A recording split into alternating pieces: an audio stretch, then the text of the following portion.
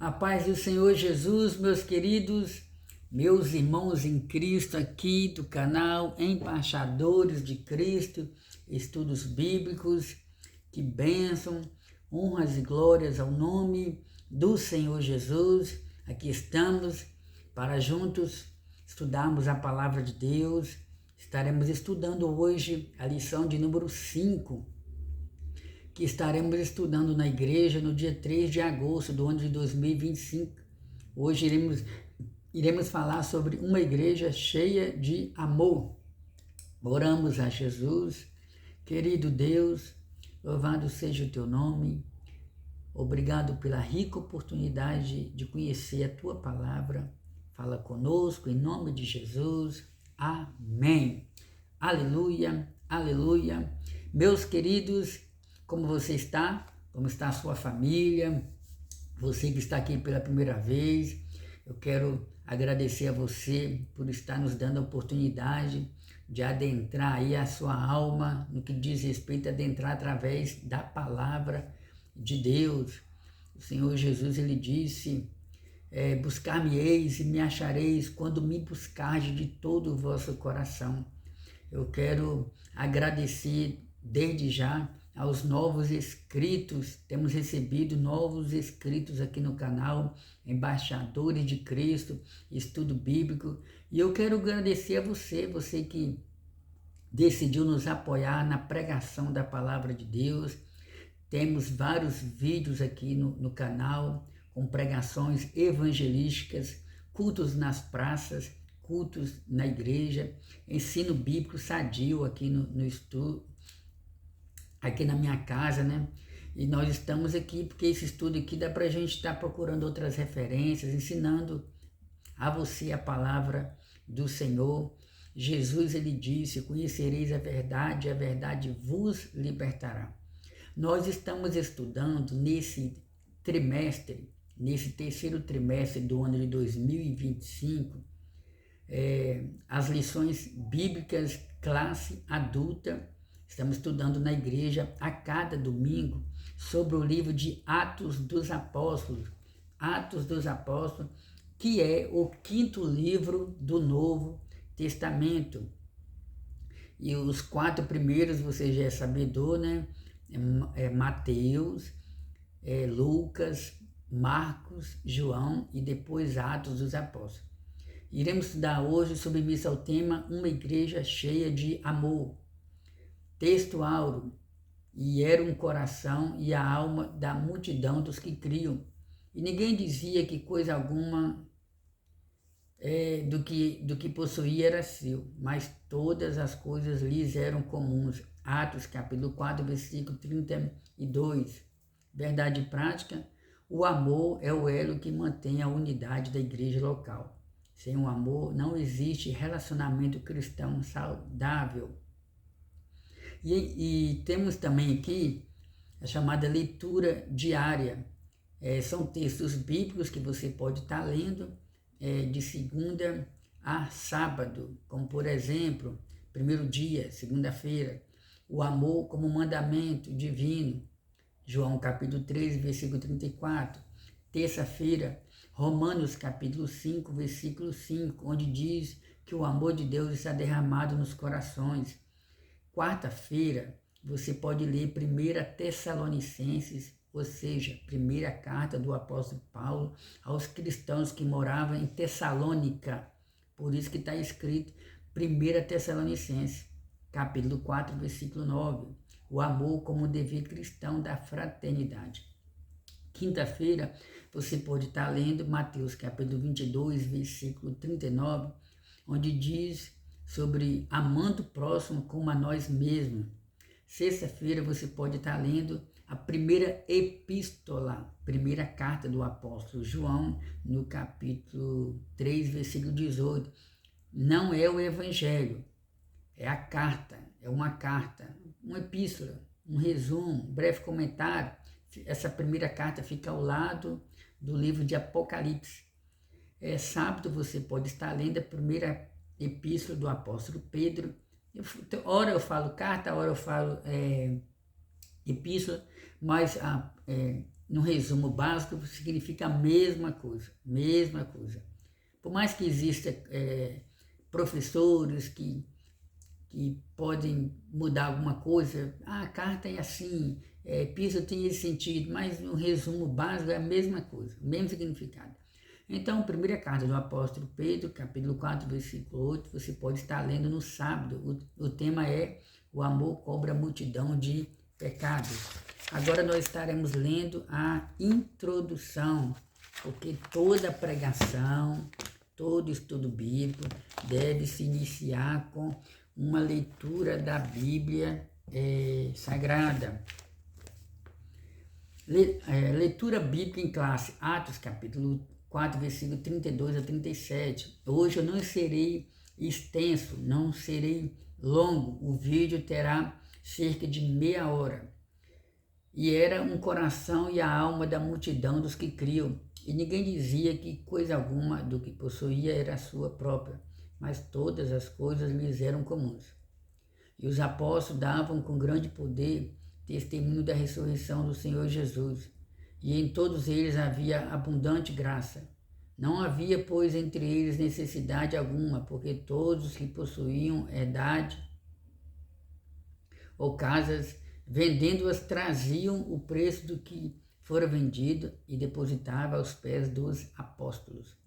E repartia-se cada um segundo a necessidade que cada um tinha. Então, José, cognominado pelos apóstolos Barnabé, guarda esse nome aí, Barnabé, porque Barnabé foi uma figura, um personagem importante no início da igreja primitiva. Barnabé, que traduzido é filho da consolação. Levita, natural de Chipre, possuía uma herdade, vendeu-a e trouxe o preço e a depositou aos pés dos apóstolos. Então, meus amados, nós iremos saber como era o comportamento da igreja primitiva no que diz respeito ao amor e como nós podemos nos espelhar e nos inspirar nos exemplos da igreja primitiva. Lembrando que nós já estudamos o capítulo 1, capítulo 2, capítulo 3, já falamos sobre o início da igreja primitiva. Se você quiser conhecer um pouco mais, você pode estar lendo o livro de Atos dos Apóstolos e pode também estar assistindo a outras aulas que nós já postamos aqui, já gravamos e já foram postadas aqui no canal. Introdução. Nesta lição veremos como o amor de Deus se manifesta numa igreja genuinamente cristã. Ele capacita a igreja a enxergar os mais necessitados e a buscar caminhos para que suas carências sejam atendidas. Esse amor, contudo, não é um mero sentimento humano. Em vez disso, ele é a expressão máxima da graça de Deus que foi derramada abundantemente nos corações daqueles que creem em Jesus. Somente através do amor de Deus o cristão aprende a ser solidário e generoso com aqueles que precisam ter suas necessidades supridas. Então, meus amados, nessa lição, nós veremos como o amor de Deus se manifesta na igreja. O livro de Atos dos Apóstolos nos mostra que, a princípio, foram 112, foram ali 500 testemunhas. Na verdade, muita gente viu Jesus depois que ele ressuscitou, né? Paulo fala sobre isso na primeira carta aos Coríntios, no capítulo 15, quando ele cita as pessoas que viram Jesus pós-ressurreição. Entre elas, Paulo fala sobre um número de 500 pessoas. Mas o certo é que Lucas fala sobre 120 que perseveraram, né? Que estavam em Jerusalém, mas não é que perseveraram em ser salvos, é que perseveraram no que diz respeito a receber o poder do alto. E a igreja foi crescendo, a igreja foi prosperando e foram recebendo várias pessoas, né, com culturas diferentes, idiomas diferentes, as viúvas, os órfãos, estrangeiros, pessoas de classe baixa, classe média, classe alta, foram fazendo parte da igreja. E automaticamente foram surgindo várias necessidades na igreja.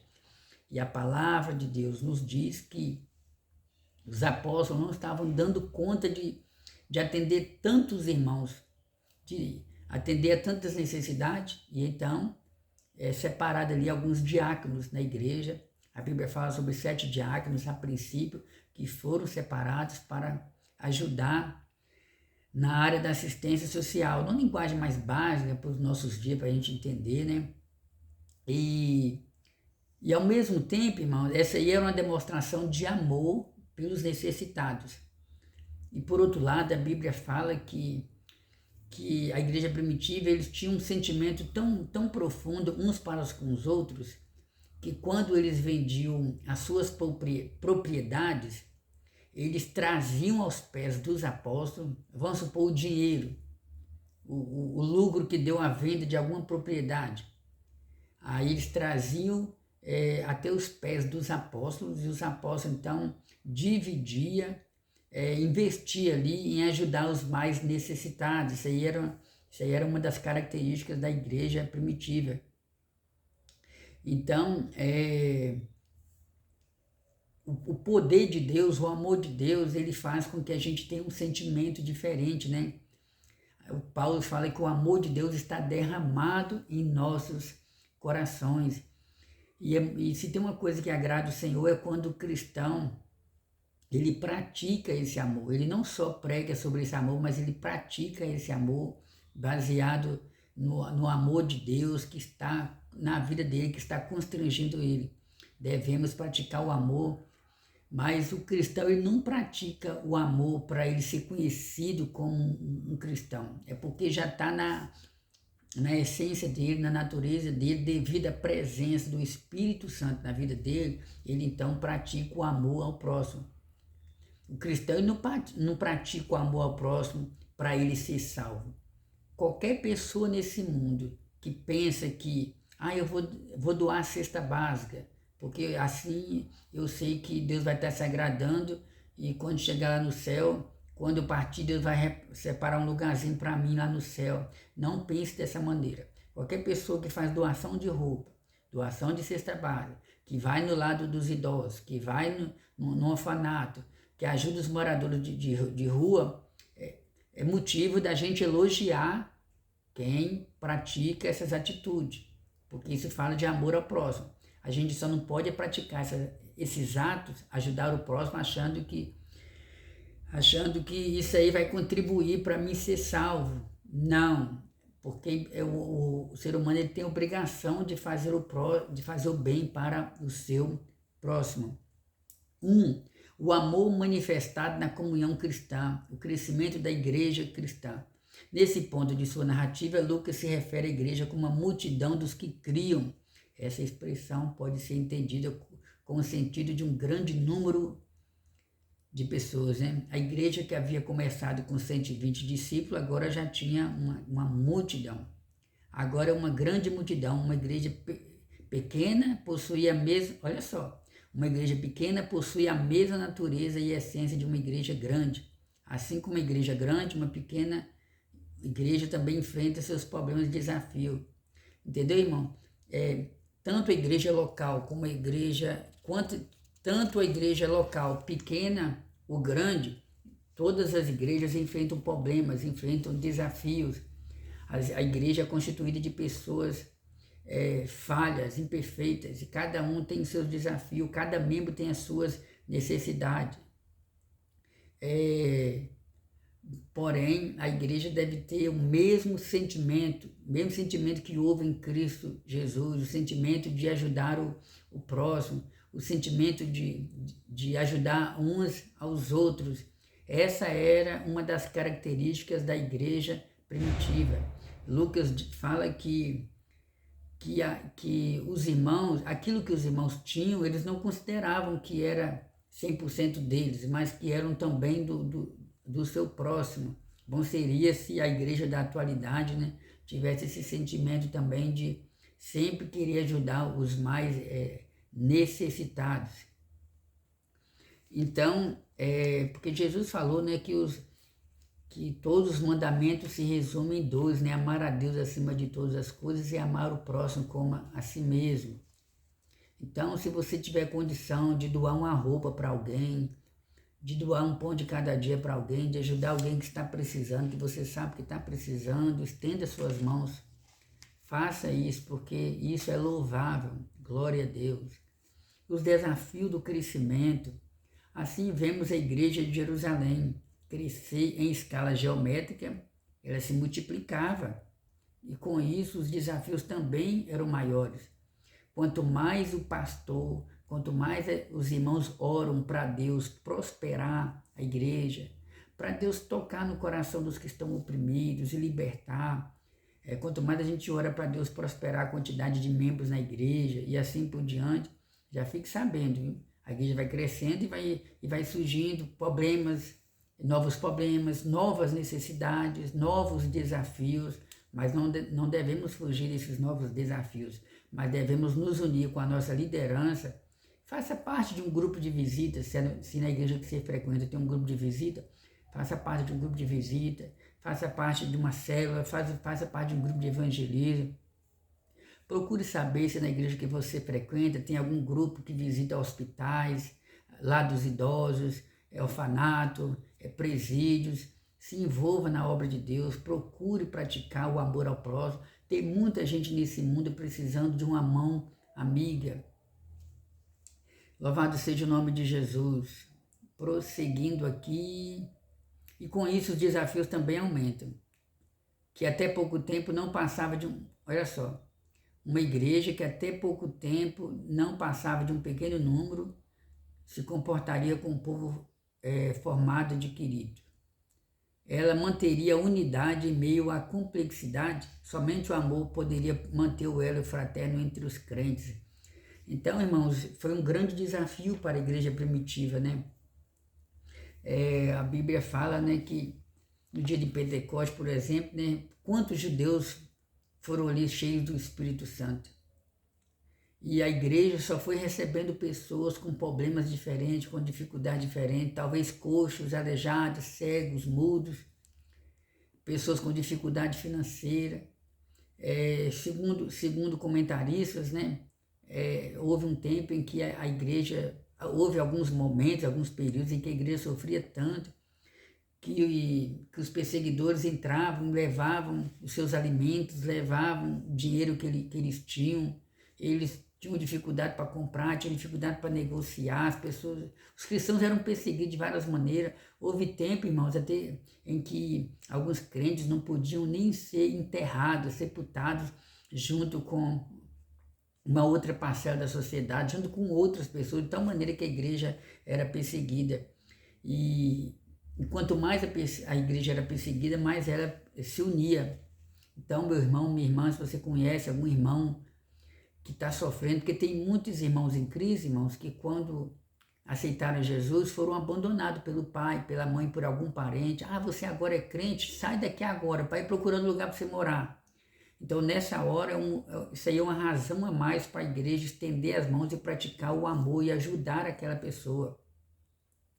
A vida interior. A expressão era um coração e a alma, mostra a igreja em sua essência, revelando sua união interna. O Espírito Santo capacita poderosamente os cristãos para cumprir a sua missão fora da igreja. Aleluia, porque nós não podemos ser igreja apenas dentro de 4 paredes. Nós precisamos ser igreja também fora de 4 paredes, e de encontro aos necessitados. O amor como manifestação da graça, a graça como manifestação do Espírito. O melhor ambiente para a manifestação dos dons do Espírito Santo é em uma igreja onde o amor de Deus está presente. Lucas nos informa que os apóstolos davam com grande poder testemunho da ressurreição de Jesus. O contexto nos mostra que o Espírito opera em um ambiente que lhe é propício, isto é, onde a igreja está banhada no amor cristão. Muitos podem cair na tentação de achar que o segredo para ter uma igreja imensa no Espírito, isto é, onde os dons espirituais se manifestam com regularidade, tem a ver com cumprir determinadas regras e normas. Então, muitos pensam que para Deus manifestar o seu poder, às vezes tem que ficar ali 100% cumprindo as regras humanas, normas humanas. Então vamos obedecer fielmente a doutrina da igreja local, vamos obedecer fielmente os princípios, os costumes da igreja local e nós vamos ver a ação do Espírito Santo. Não que isso não seja importante, porque é importante. A gente tem que obedecer. Se a gente está numa igreja e o costume daquela igreja vamos supor, guardar o sábado, querendo ou não, vou ter que obedecer a doutrina daquela igreja. Vamos supor que uma igreja que tem um costume do culto começar tal hora. Se eu estou naquela igreja, eu tenho que obedecer os costumes de terminar tal hora. A igreja, o costume da igreja é as mulheres na hora do culto vestir saia. A igreja, o costume daquela igreja, as mulheres podem vestir saia ou calça. Se é o costume daquela igreja, se tem um princípio, se tem uma regra, por que não obedecer? Mas a gente não pode obedecer pensando que isso aí é o ponto principal para a gente estar atraindo o poder de Deus sobre nós. O comentarista está mostrando que a prática do amor é uma das maneiras para o cristão atrair a presença de Deus, o poder de Deus na vida dele e na vida da igreja. Oh, aleluia! Glórias ao nome do Senhor Jesus. Porque não adianta fazer um discurso bonito, né, irmãos? Ter uma boa aparência e faltar o amor dentro de nós. Mas certa vez o apóstolo Paulo, ele escreveu na carta aos Coríntios, né? Ele fala que, deixa eu ver se eu encontro aqui, mas se eu não encontrar, eu já vou comentar aqui, né? Ele fala que, ainda que eu falasse a língua dos anjos, tá aqui, né? Ver se eu encontro o texto bíblico aqui.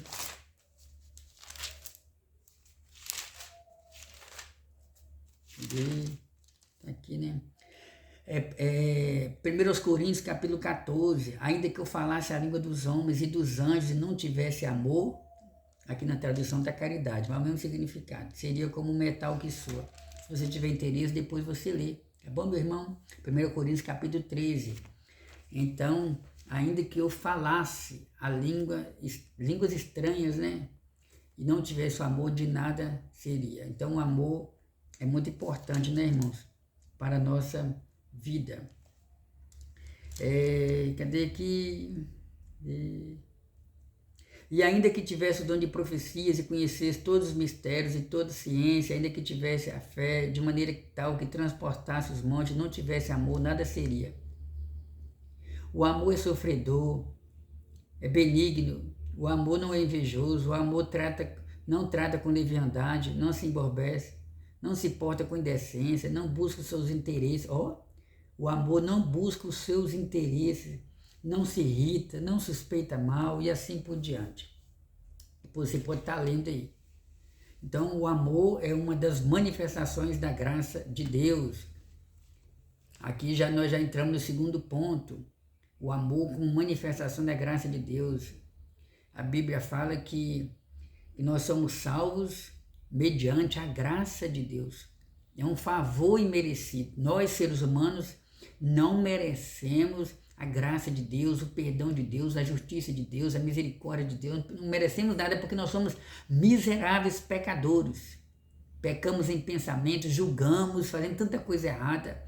Mas a graça, favor imerecido de Deus nos alcançou. Isso fala do amor de Deus. Antes da gente pensar em amar Deus, Ele já nos amou. Porque Deus é amor. E Deus amou o mundo de tal maneira que deu seu Filho unigênito, para que todo aquele que nele crê não morra, mas tenha a vida eterna. Esse não morrer não significa que você não está sujeito a morrer fisicamente.